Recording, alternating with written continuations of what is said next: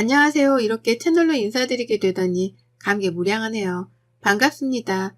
저는 서울 토박이로 30대 초반 여자이고요. 저희 집의 문제아이자 철없기로 소문이 난 제 시누이 때문에 긴 사연을 들고 와봤습니다.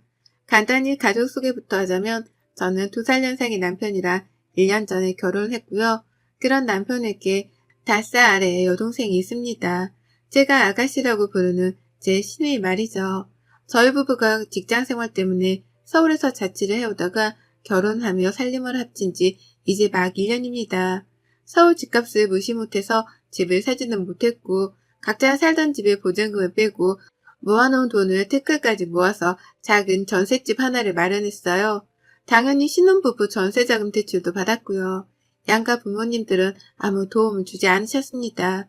부끄럽기도 한 말이지만 양가 부모님 모두 다 노후 준비가 그리 썩 잘 되어 있질 않으세요. 천만다행히도 저희 부모님은 들어오는 연금도 센 편이고 건강하시니까 그럭저럭 큰돈 안 들인 채로 버티고 계시는데요. 시부모님의 경우에는 할 말이 없을 지경이랍니다. 남편이 다달이 시댁으로 보내주는 용돈 액수만 해도 벌써 50만 원이 되고요. 그러는 와중에 결혼을 하고 나서야 알았어요.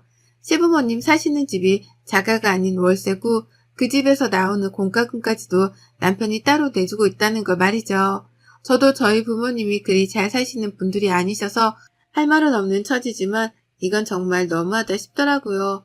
공과금이며 월 50만 원이란 용돈이며 그 돈이 저희 부부한테 절대로 적은 돈이 아니었으니까요.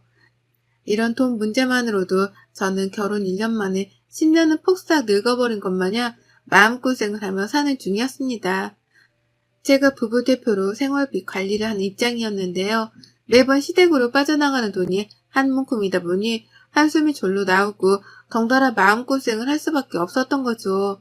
남편이랑 빨리 자리 잡아서 빌라이더라도 나만의 자가를 마련해보고 싶은 꿈이 있었는데요. 그랬던 꿈마저 결혼하자마자 산산조각처럼 부서져 나가버린 바람에 살짝 살 의욕을 잃기도 했답니다. 남편과의 부부 사이도 벌써 10년을 함께 산 부부인 것 마냥 조금은 소원해지기도 했고요. 아무튼 여기까지가 저 그리고 제 남편의 소개였습니다. 소개만으로도 벌써 숨이 꽉 막히는 기분이죠. 하지만 지금부터 저희 얘기를 들으신다면 더욱 큰 걱정으로 저를 바라봐 주실 겁니다. 저에게는 시부모님만큼이나 아니 오히려 더 심하다고 할 수 있는 시누이가 함께 존재하고 있었으니까요. 저하고 3살 차이가 나는 시누이는 현재 저희 신혼집에서 같이 생활하고 있답니다. 네, 아직 결혼한 지 1년밖에 안 된 신혼부부 집에 시누이가 함께 새들어 살고 있는 중이에요. 이렇게까지 되는데 참 많은 일들이 있었습니다. 남편이랑도 지지고 볶으며 논쟁을 해보고 시부모님께 회유도 당하다가 혼도 나고 욕도 먹고 참 많은 일들이 있었죠. 저희 시댁이 경기도거든요. 지하철로 왔다 갔다 하면 서울까지 오는 데에 1시간이 조금 넘게 걸리는 정도입니다. 왕복으로는 2시간이 넘을 테고요. 신우는 대학도 졸업했고 제가 알기로는 대학 시절에 교환학생도 다녀왔다고 들었어요. 본인이 유럽에 로망이 있었다면서 귀엽고 동유럽 쪽으로 판학기를 다녀왔다고 하더라고요. 제가 알기로는 시댁이 그리 여유가 있는 편도 아닌데 신우가 교환학생도 다녀왔다고 하니 뭐 대단히 장학금이라도 받고 유학을 다녀온 줄 알았습니다. 그래서 대단하고 부럽다 말을 해본 적도 있죠. 그런데 신우가 이런 제 말에 너무나 당당하게 대답을 하더라고요. 오빠가 보내준 거예요. 우리 오빠 짱! 이라고요. 네, 그때야 저도 알았습니다. 하다하다 우리 남편이 신우의 유럽 여행까지 경비를 대줬다는 걸 말이죠. 들어보니 유럽에 가서는 공부도 거의 안 하고 밖에 나가 술 마시고 친구 사귀기 막 급급했던데 그 과정에서 들어가는 용돈은 전부 다 제 남편이 손금까지 해 뒷바라지를 해줬더라고요. 그렇게 오빠 등골을 뽑아먹었으면 뭐라도 하는 게 있어야 할 텐데 신우는 대학을 졸업하고 한동안 모직 생활을 전전하다가 이제서야 겨우 아르바이트를 시작했답니다. 그것도 서울에서 말이에요. 직장을 서울에서 다니는 거라면 취직이 된 거니까 당연히 서울로 출퇴근을 하는 것에 이해를 했을 겁니다. 요즘같이 취직이 힘든 시기에 당연히 그렇게라도 출퇴근을 하는 게 맞다 생각하는 저였어요. 하지만 신우는 회사가 아닌 아르바이트, 그것도 파트타임으로 일을 하는 아르바이트를 굳이 서울에서 찾아내고는 서울로 출퇴근하기 시작했답니다. 왜냐고요? 중고등학교 동창들이 사는 자기 동네에서는 아르바이트를 하는 모습을 보이고 싶지 않고 들키면 쪽이 팔리니까 싫다고 말이에요. 그래서 최대한 친구들을 만나지 않아도 되는 땅 넓은 서울로 와서는 아르바이트를 하겠다는 거예요. 그래서 월 100만 원도 받지를 못하는 처지면서 교통비 그리고 이동 시간으로만 벌써 2시간을 잡아먹기로 한 거고요. 이것만으로도 제 상식선에서는 이해를 할 수 없었습니다. 취업 준비생이라면 시간이 가장 금 같을 것이고 그렇다면 더더욱 가까운 동네에서 아르바이트를 하며 취업 준비를 하는데 열을 올려야 하는 게 보통이잖아요. 그런데 우리 아가씨는 죽어도 그렇게는 못한다며 서울행을 고집하더라고요. 그러면서 퇴근 후 집으로 가기는커녕 알바하는 곳에서 사귄 친구들이랑 몰려다니며 저조차도 한 번 가본 적이 없는 서울 안내 술집이란 술집은 모조리 다녔댔습니다. 보고 있으면 저렇게 사는 게 가능한가 싶을 정도로 한심했고 그러는 와중에 저희 남편한테 한두 번씩 용돈을 달라며 손을 벌리는 모습에 화도 났어요. 그런 여동생이 귀엽다면서 지갑을 활짝 열어주는 남편의 모습에도 실망을 하기는 매 한 가지였고요. 이런 문제들이 언젠가는 터지겠다 싶었습니다. 돈을 모아야 하는 부부인데 시부모님과 시누이한테로 나가는 돈이 많은 이상 언젠가는 저하고 돈 때문이라도 크게 싸우겠구나 싶었죠. 그래도 신혼이니까 최대한 말싸움이라도 자제해보겠다며 제 승질을 눌러 살고 있었는데요. 그런 신우가 저희 집으로 들어오게 되고부터는 더 이상의 참을성이 발휘되지 못했답니다. 신혼인데 신우이랑 한 집에 살라니요. 말이 안 되는 말이었는데 신우는 귀엽고 저희 집으로 짐을 싸서 들어왔답니다. 그 이유가 뭔 줄 아세요? 집에서 서울로 알바를 위해 출퇴근을 하는 그 시간이 너무 아까워 죽겠다는 것이었어요. 저 같으면 술집 다니면서 퇴근 시간을 뒤로 미룰 바엔 차라리 집으로 향할 텐데 신우는 더 늦게까지 술을 마시지 못하고 막차를 타고 집에 가야 한다는 그 사실 자체가 너무 싫다는 겁니다. 그러면서 저를 쏙 빼놓고 시부모님 그리고 남편한테만 저희 집으로 들어가 살게 해달라고 오래전부터 고집을 부려왔다네요. 그러다가 남편이 더 이상 안 되겠다면서 저를 설득해 보겠다는 대답을 한 그 순간 신우이가 무작정 짐을 싸들고 집으로 쳐들어온 것이었고요.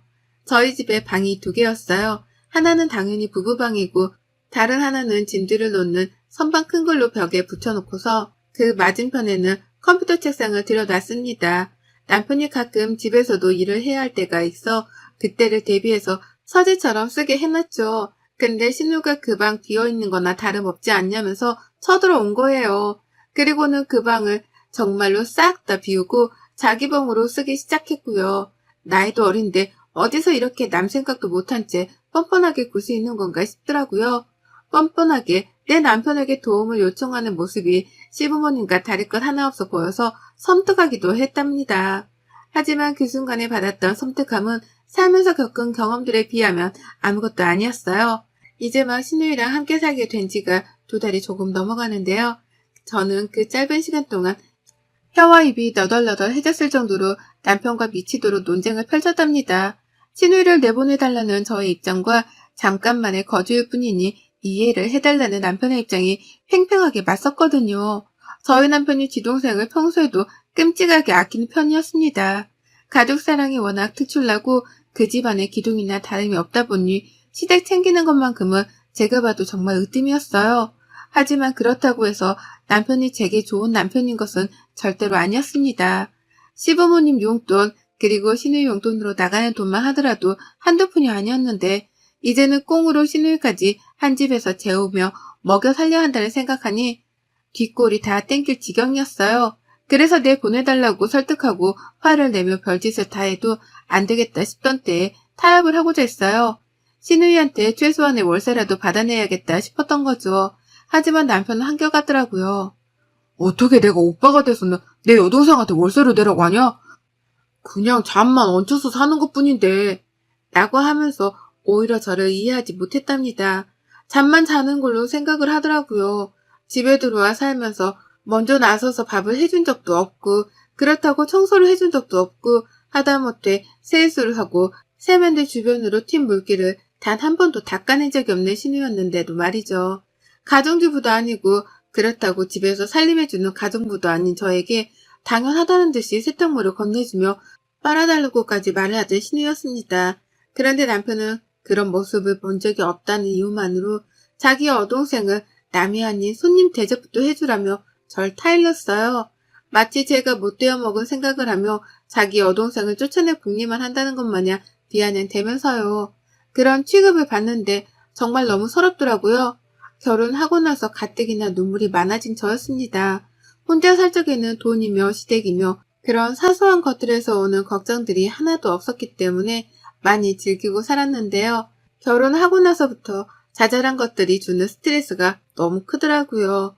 그런데도 남편은 처음부터 끝까지 저를 이해하지 못하는 사람에 속했기에 내 배우자가 믿을 만한 사람인가 싶은 의구심마저 들기 시작했답니다.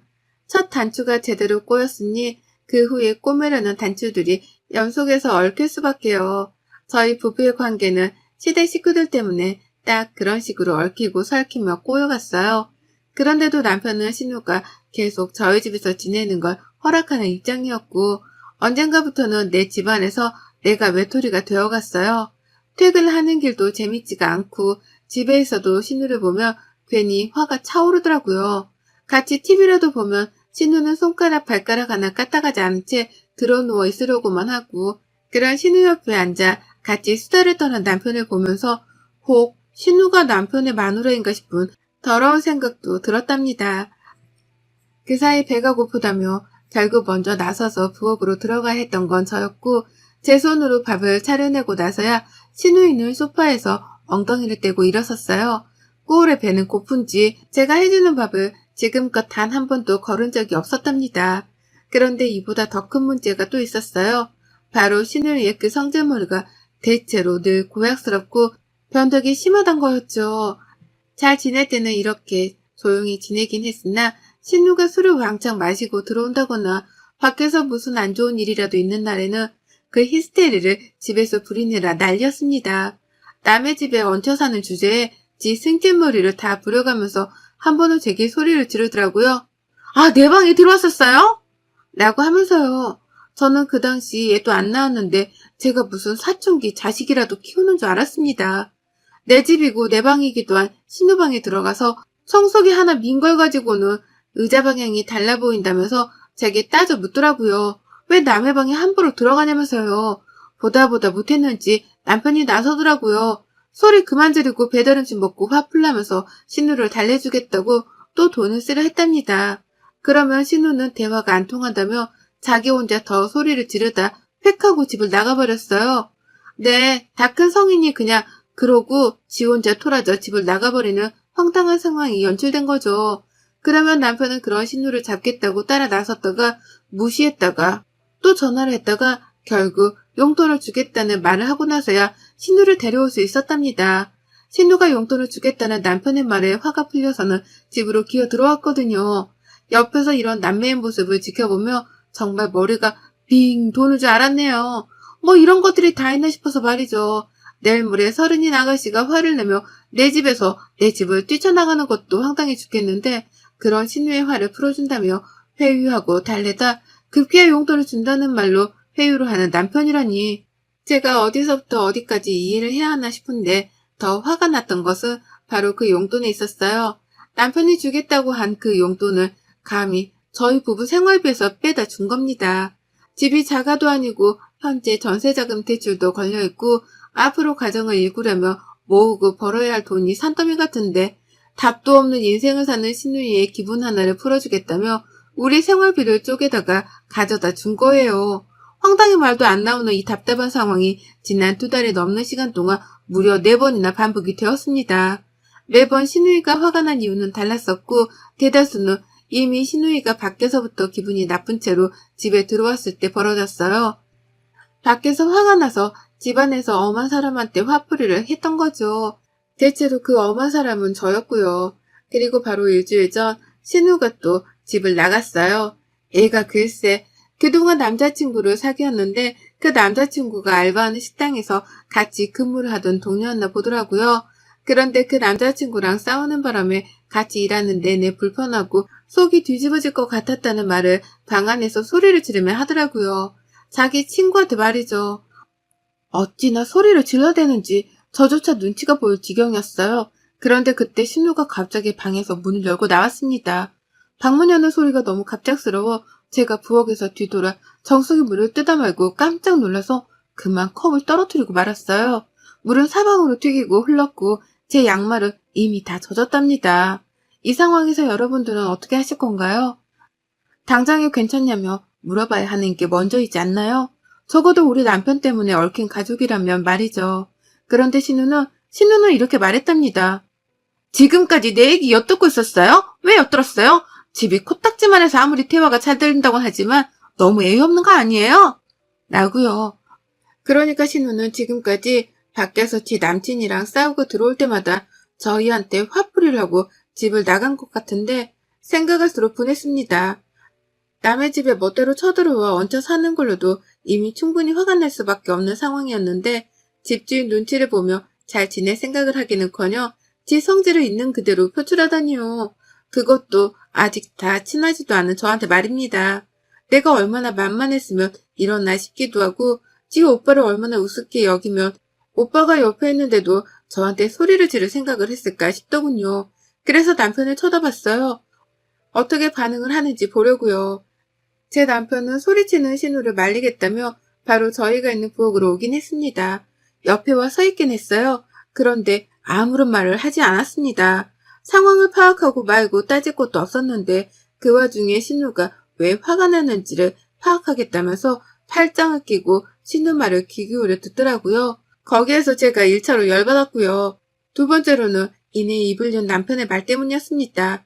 일단 화 풀고 진정하고 오빠한테 말해봐봐. 왜? 뭐가 그렇게 화가 났는데, 어? 오빠한테 말해봐. 오빠가 들어줄게. 라고 티 여동생부터 달래더라고요. 바닥이 흥건한 부엌을 치워줄 생각도 제게 괜찮냐고 한 번쯤 물어봐줄 생각도 안 한 채 말이죠. 그래서 더는 긴 말 하지 않았습니다. 그 자리에서 바로 이렇게 뱉어내고는 짐을 쌌습니다. 니들끼리 잘 살아봐. 나는 너랑 더는 이렇게 못 사니까 이혼할 거고 너는 이 집 당장 빽 가고나 하고 있는 게 좋을 거야. 진짜 뭐 같은 것들이 꼴에 핏줄이라고 챙기고 있네? 라고요. 안방에 들어가 짐가방을 싸는 동안에도 남편은 심각성을 인지하지 못한 채 방으로 따라 들어오지도 않았어요. 그 덕에 저는 방해받지 않고 바로 짐을 쌌고요. 현관까지 무거운 가방을 들고 나서는 저를 보고서야 남편이 여보, 아이 왜 이래 가족들끼리 라며 따라 나오더라고요. 하지만 저는 그런 남편은 쳐다도 보지 않을 채 뒤에서 팔짱을 끼고 서 있던 신우한테 고했습니다. 야, 너 내가 이혼해도 그냥 이렇게 집을 나가면서 이혼할 줄 알지? 딱 기다려. 이 이혼은 다 너 때문이고 내가 너한테 유죄로 소송부터 걸면서 이혼할 거니까. 어린 게 귀엽다고 봐주고 있었더니만 어디 감히 집주인한테 주제 파악을 못하고 소리 질러? 내가 네 화풀이 대상이야? 너 딱 기다려. 곧 너한테 소송 걸 테니까. 라고 말이에요. 일부러 겁 좀 먹으라면서 손가락질까지 정확히 해대가면서 신우한테 소송을 걸겠다 통보를 했어요. 그러자 신우가 그제서야 건방지게 끼고 있던 팔짱을 빼내며 제 말에 귀라도 기울이려는 척을 하더라고요. 겁을 먹었던 거죠. 하지만 이미 때는 늦었답니다. 저는 그렇게 집을 나섰고 절대로 남편이 찾아와서 싹싹 빌기 전까지는 신혼집에 들어갈 생각이 없었어요. 당장 갈 곳이 없었으나 급한 대로 아직 결혼하지 않고 사는 싱글 친구 집으로 들어갔고 지금까지 일주일 내내 얹혀 사는 중입니다. 남의 집에 들어와 얹혀 사는 게 결코 편하지 않다는 걸 누구보다 제가 잘 아는지라 친구한테는 숙박비라도 두둑하게 챙겨줬어요. 이제 이혼하는 마당에 생활비를 모으면 뭐하겠냐는 생각으로 돈은 아낌없이 지불했습니다. 퇴근하면 밥도 제가 하고 청소도 하면서요. 살만 하더라고요. 내 집이 아닌데도 불구하고 신우가 없다는 생각 그 하나만으로도 너무 날아갈 때 기뻤어요. 남편은 생각도 안 하고 있었고 진짜로 뱉은 말에 책임이라도 져보자는 생각으로 뒤늦게야 인터넷에 검색을 해가며 소송에 대해 알아가고 있었는데요. 남편이 찾아왔어요. 제가 그 사이에 남편 전화번호도 싹 다 차단을 해버려서는 연락을 아예 안 하고 있었거든요. 저희 친정 부모님께도 그간 있었던 일들을 얘기하며 남편 연락처는 차단하라 못을 박아둔 바람에 친정하고도 연락이 안 되었을 거고요. 근데 글쎄 남편이 제 친구들까지 수소문을 해서는 용케도 제 친구한테 연락을 했더라고요. 친구는 저한테 먼저 동의를 구하고서 집을 알려줬고요. 일단 남편이 무슨 말을 하는지는 들어보고자 만났습니다. 집 앞에 왔길래 근처 카페로 가서 같이 이혼에 대해 재차 얘기를 나눠보려 했는데요. 남편이 첫 대화를 시작도 하기 전에 자리에서 일어나 제 옆으로 와 무조건 잘못했다며 제게 용서를 구했습니다. 개과천선도 이런 개과천선이 따로 없었네요. 늘 무관심하던 남편이 먼저 사과를 하다니 무슨 일이 있었구나 싶더라고요. 그래서 들어보니 제가 집을 나선 동안 난리도 아니었더라고요. 글쎄 신우가 제 입에서 나온 소송 얘기에 겁을 먹고는 그날 바로 집을 나가버렸다는 거예요. 저한테 한 번만 봐달라는 장문의 편지까지 남기고는 말이에요. 한마디로 뭣도 없는 애가 나대다가 집안에서 저한테 한 방을 먹고서는 지레 쫄아서 집으로 도망을 친 것이었죠. 사회생활을 제대로 해보지도 못한 상황에서 소송이라는 건 생각보다 크게 다가왔을 테니까요. 그 바람에 남편은 제가 집을 나간 그 순간부터 여동생이 집을 나갔으니 돌아와 달라고 불러낼 참이었는데 아무리 연락을 해봐도 연락이 닿지 않아 일주일 내내 애를 태웠다네요. 그러면서 자기 혼자 집에서 생활하며 밥때가 되어 밥을 차려 먹으려는데 제 생각이 너무 낮다고 하는 겁니다. 애먼 동생을 챙긴다고 가장 가까이 있는 저를 내쳐왔구나 싶어 죄책감도 가졌다고 하고 말이죠. 그 말을 듣는데 그냥 다 짜증이 났어요. 왜 진작부터 나를 배려해줄 생각을 못했을까 싶어 남편에게 실망했단 말도 솔직히 내뱉었고요. 그리고 또 한 가지, 지금 친구 집에 얹혀 살며 지내는 이 순간이 해방감까지 들 정도로 너무 좋다는 말을 하며 결혼 생활에 대해 다시금 생각해보자 선언을 하고 먼저 자리를 일어났습니다.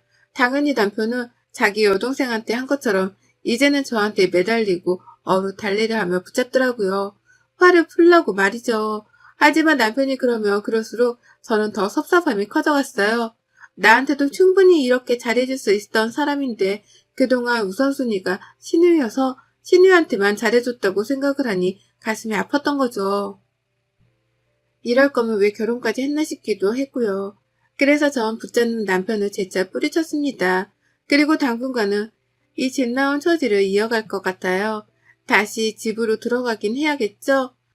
내 지분도 있는 내 집이고 대출금을 생각하면 머리가 미어 터질 것 같거든요. 하지만 남편하고는 정상적인 부부 생활을 하지 않을 생각입니다. 남편이 저를 완전한 우선순위로 두고 챙기려 할 때까지 저는 신우가 했던 것처럼 똑같이 삐지고 화를 내고 소리치다 용돈 달라는 소리를 불사질러서라도 이번 참에 저의 위치를 재조정할 생각이에요. 이미 계획에 성공적인 건지 차단을 푼 남편으로부터 매일같이 집으로 돌아와 달라 음성 메시지를 남기고 전화를 한답니다. 다만 전 신우처럼 건방 떨고 무관심으로 일관하며 끝까지 튕기고 있네요. 앞으로도 쭉 이렇게 성질 부려가며 남편을 들었다 놨다 해야 할까 봐요. 여러분의 생각은 댓글로 남겨주세요. 오늘도 시청해 주셔서 정말 감사합니다.